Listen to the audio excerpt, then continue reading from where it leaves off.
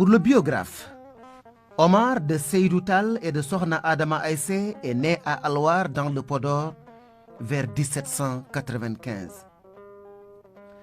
Dès le bas âge, Omar Seydou Tall fait son entrée à l'école coranique, ce qui est normal dans un Fouta Toro où, comme l'a souligné un historien, en chaque habitant sommeille un marabout.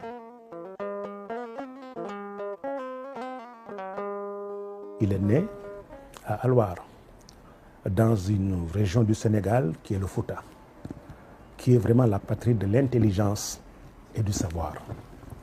Tous ceux qui au Sénégal ont compté de manière significative ont plus ou moins eu leur origine dans le Fouta. Après son initiation dans les foyers ardents du Taureau et sa maîtrise du Coran à l'âge de 8 ans, rapportent certaines sources de l'histoire, il se rend au Fouta Djallon pour étudier le mystique et la science secrète des chiffres. Le Fouta Djallon avait déjà une longue tradition de hauts lieux de savoir et avait fini de réaliser l'une des plus grandes révolutions maraboutiques avec l'avènement de la théocratie bicéphale Peul, des Soria et Alfaya. Cela a-t-il inspiré le jeune Omar? Il voulait construire une communauté musulmane qui irait depuis le Cap-Vert jusqu'au Hedjaz, n'est-ce pas? Depuis Fès jusqu'au Cameroun, en gros. Et dans cet espace, les gens devaient pouvoir circuler, aller et venir dans la sécurité la plus totale. Omar revient sur ses pas dans son Fouta natal. Il fait ses adieux à ses proches et entame un voyage vers l'Arabie. C'est le début de 20 ans de pérégrination.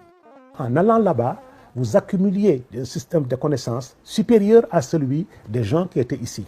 Et vous reveniez avec des bagages dans lesquels vous pouviez mettre des livres qui vous permettraient, à votre arrivée, de pouvoir ensuite les prêter aux différentes familles qui pouvaient en avoir besoin. Alors, il avait donc accumulé toutes ces connaissances qui, pour l'époque, représentaient des connaissances immenses. Il avait parcouru des centaines de milliers de kilomètres, découvert des centaines de milliers de pays. En terre sainte d'Arabie, il rencontre Chérif Mohamedou Ghali, un des grands maîtres de la Tijania. Très rapidement, ce dernier découvre en lui un élu de Dieu. Il est couronné Khalif Tijane de l'Afrique noire. Son séjour en Orient le conduit notamment à Jérusalem, où il dirigea une prière à la mosquée Al-Aqsa. Cheikh Omar va voyager à travers l'Afrique blanche, notamment Al-Azhar au Caire. En ce moment-là, le Caire baignait dans un environnement très compétitif en termes de savoir et de connaissances.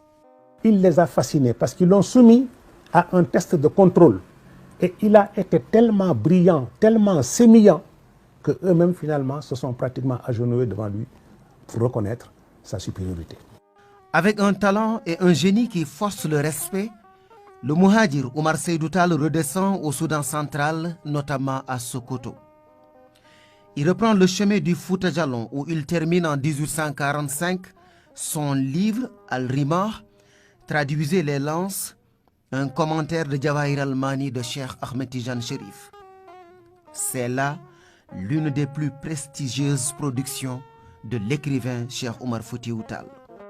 C'est un recueil de savoir d'une telle densité, d'une telle perfection, d'une telle richesse, d'une telle hauteur, d'une telle élévation qu'en définitive, en 1927, les libraires du Caire, de leur propre autorité, ont pris Al-Rimah et l'ont accolé au Jawahir al-Mani, l'ouvrage doctrinal fondamental du Cheikh Ahmed Tidiane Chérif, de sorte que les deux constituent la substance de la doctrine Tidjania.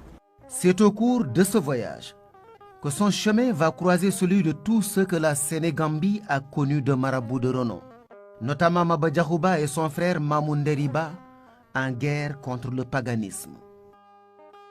Maba Diakhou yidno wat jihad ceerno ƴetti kaari seeɗa o tini bo Maba Diakhou o wimo sa yehi mi tota mbo wirdu seeɗa haɗa ko waɗa ɗum sikar sa wawi ɗum ƴees ha fota e darde ma jihad o foti kono jihad o Maba wat sese dey woto idor Sine ador Bawol ba Sine ko ɗum fuɗɗete e jangde taliɓe ba Sine kono accu Sine fuɗo e bawol jawta Sine. Durant tout son périple, Cheikh Omar Foutiyou Tall travaillait sur un projet d'islamisation totale de l'Afrique noire.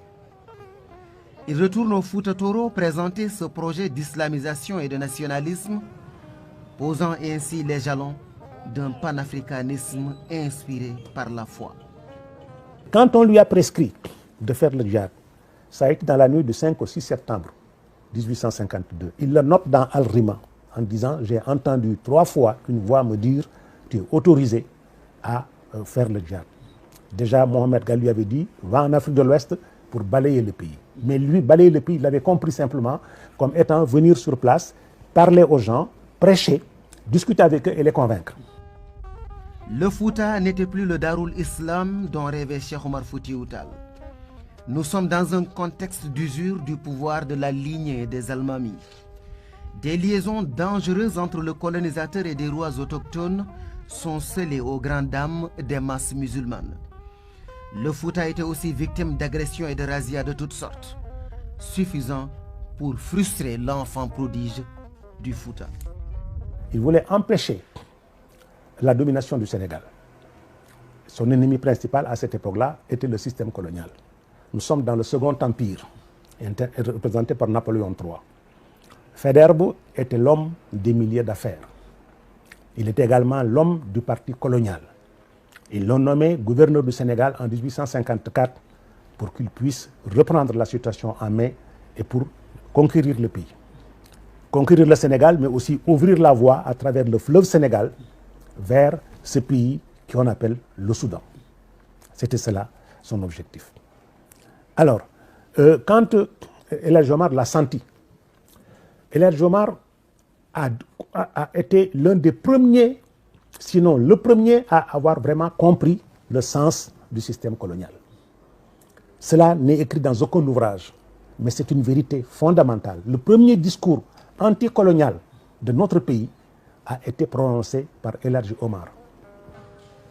La réforme des mœurs, la revivification de la Sunna et la redécouverte du Coran étaient impératives aux yeux d'El Hadj Omar Foutiyou Tall.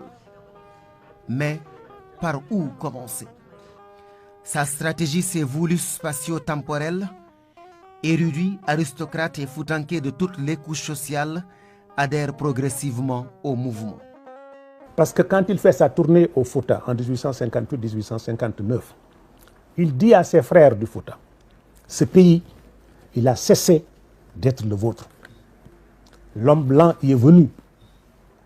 Et l'homme blanc a les moyens qui font que vous ne pourrez jamais cohabiter avec lui.